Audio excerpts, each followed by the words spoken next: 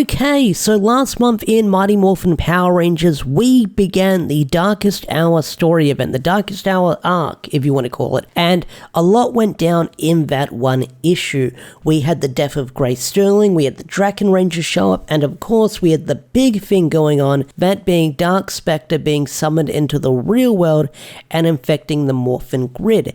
And this issue picks up where that cliffhanger left off on, but not only that, it's sort of the fallout on everything going on as the characters try to group up and figure out what the hell is going on. But not only that, the final page has the most craziest cliffhanger that I was not expecting with this issue. Items that we saw all the way back in Season 1 are brought back into the storyline and are going to be playing a role within Darkest Hour. And we'll get to them when we get to them near the end of the video, because there's a lot I want to discuss with those items being brought back in the Darkest Hour storyline, because I know that we're celebrating 30 years of Power Rangers, but I was not expecting Melissa to pull that deep from the Power Rangers lore and history. But Mighty Morphin Power Rangers issue 112, with this issue we follow two different parties. We follow Billy and Grace Sterling, or sort of Grace Sterling in quotation marks. We'll get to it when we get to it. But we also follow the Omega Rangers being Zack and Trini, but also some Mighty Morphin Rangers being Kimberly, Tommy, Aisha, and Matt, of course. So what I'm going to be doing with this video is, because we're following two different parties, I'm going to talk about the Grace and Billy stuff first. Then I'm going to talk about the Omegas and the Mighty Morphin team and their adventures.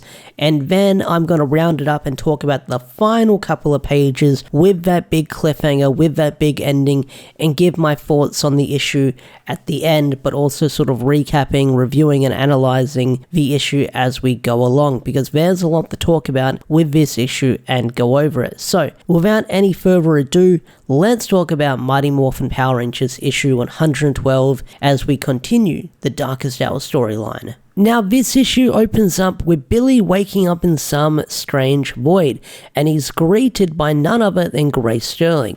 Now, I know what you're thinking, Grace Sterling, is she alive? Is she dead? Well, she's definitely dead. This issue confirms that she died last month, but Grace Sterling being Grace Sterling, having a plan within a plan, a backup plan within a backup plan, tricks up her sleeve, had something up her sleeve, of course, and that's what I love about Grace Sterling. She's always got something planned up her sleeve if something goes south. So we find out that Billy is talking to a program that Grace Sterling built if something was to happen to her. And Grace Sterling says that when the Master Arch was built, she built a trigger within it and tied it to a transmitter within her brain.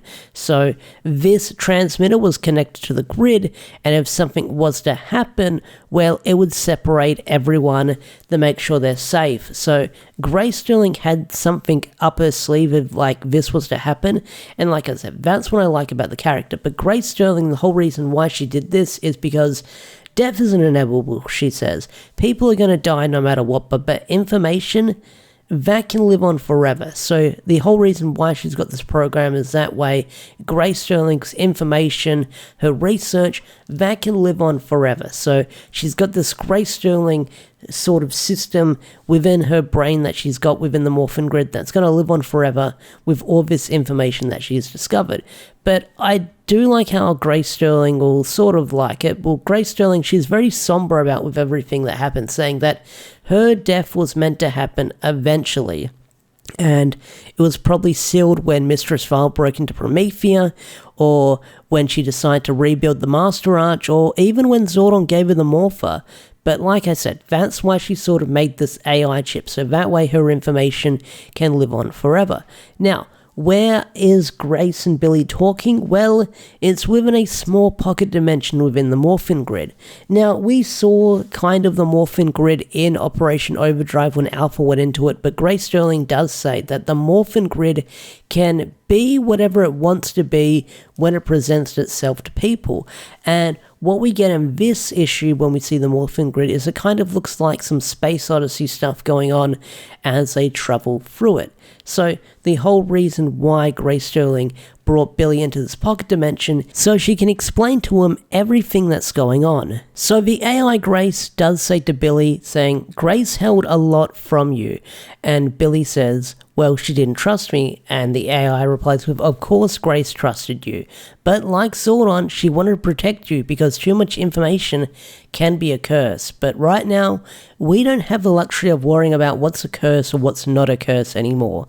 She then goes on to explain by saying, Grace discovered that the Master Arch was created by a being called the Morphinaut, and she found his notes, which is really fascinating because that stuff that happened in Power Rangers universe with the Morphinaut happened many, many years ago, and to find out that Grace found his notes from all those years ago is insane, and I really hope we get some kind of flashback or to some kind of backstory to see how Grace discovered those notes. I know she's dead, so we're probably not going to jump into her mind and learn about that flashback, but I hope we get sort of some like opening story at the start of the book to sort of learn how Grace Sterling discovered those notes. But she then goes on to say that the Morphinaut closed the arch to keep Dark Spectre in his own dimension, something we learnt about in Universe, if you remember reading it. And with Mistress Vile using the Zeo Crystal and the Master Arch, well, it triggered an infection across the Morphin grid and it's toxic to any Ranger out there. Grace Sterling then goes on to say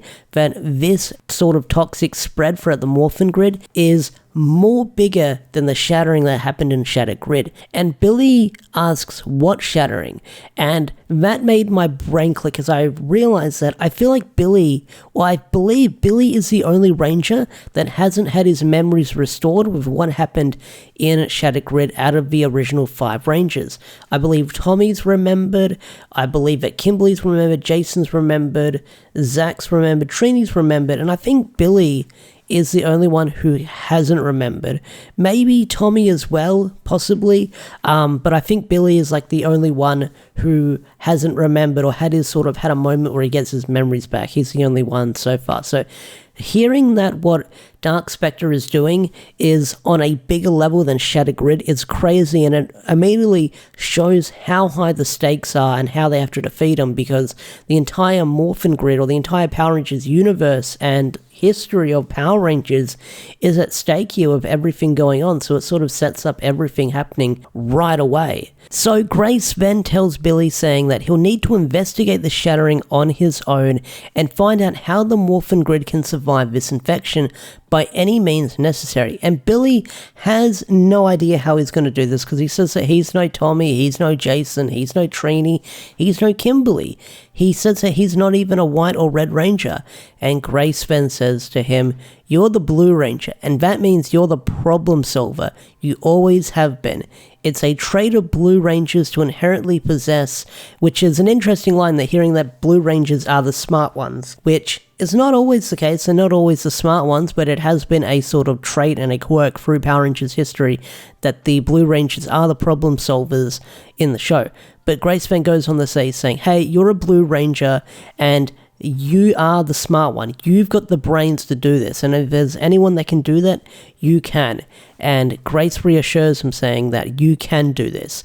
And we'll get to the final couple of pages, what happens after this conversation later, because we gotta talk about the stuff going on with the Omega Rangers, and then we'll jump back to the big cliffhanger with this issue. Alright, let's jump to the Omega Rangers. So we've got Zack and Trini, and they're fighting off a bunch of frauds, and they're struggling to fight them off, but they're suddenly saved by Tommy and Kimberly, and they're trying to figure out what exactly is going on with everything that's going down, because you have these frauds that keep coming out of this portal that's a big crack in the universe, and it looks like it's getting bigger and bigger and moving in on our heroes. So it looks like this infection that Dark Spectre has caused sort of like another shattering, another crack in the universe, and all these frauds are coming right through it. So it looks like no matter what happens, they've got to keep fighting off these frauds because they just keep popping out of there.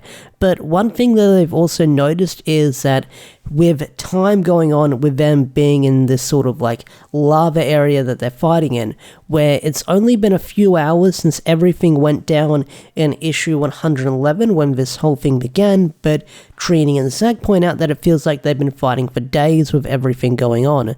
So you've got that going on.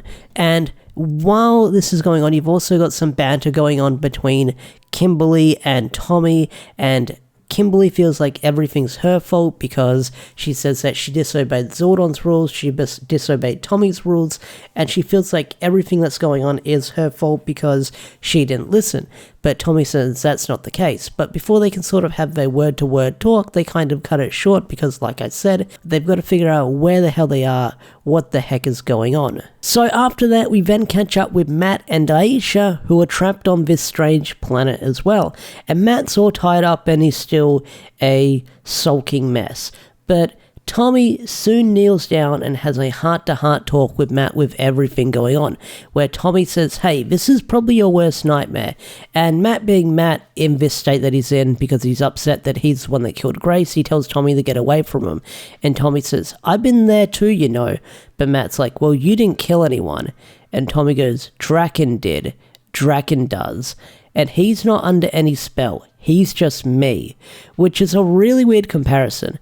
And then Tommy asks, hey, did you remember killing her? And Matt goes, no, I don't.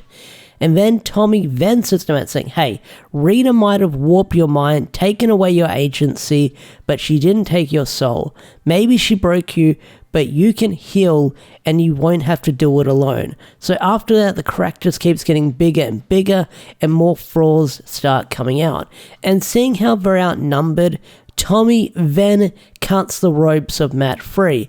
And Tommy says, hey, we've got no choice but to trust you right now. Matt, we need you. We need the Green Ranger. So we get this really cool scene as the Omega Rangers and the Mighty Morphin team, well, Kimberly and Aisha and the Omegas are fighting off the Frolls.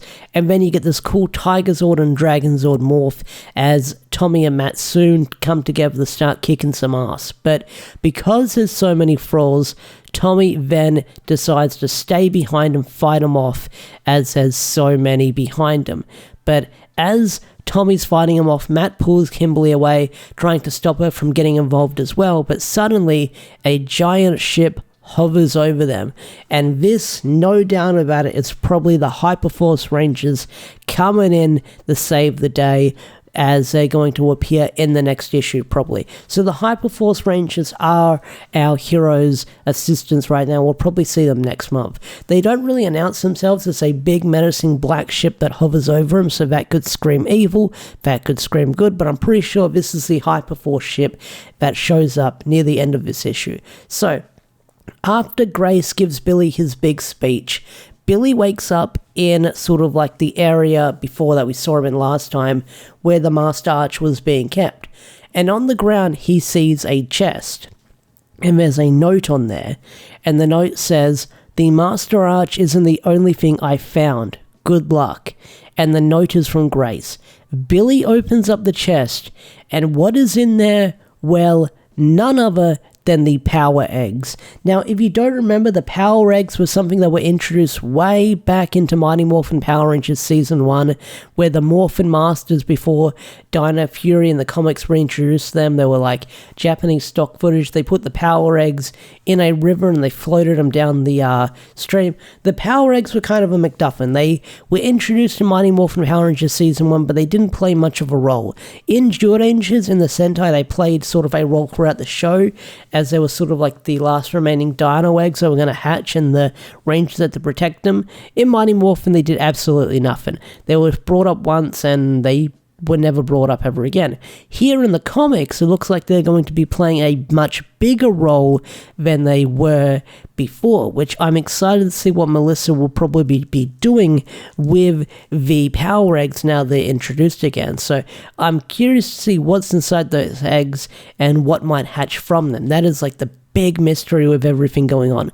But yeah, that's where Mighty Morphin Power Rangers issue 112 ends. It ends with Billy discovering the chest with the power eggs in there, and that's like a really cool twist as you see those 2 power eggs in there, and the mystery is what's in those power eggs and what's going to hatch from them, because no doubt about it, whatever's in those eggs is probably our saving grace with everything going on in Darkest Hour. But that was Mighty Morphin Power Rangers issue 112.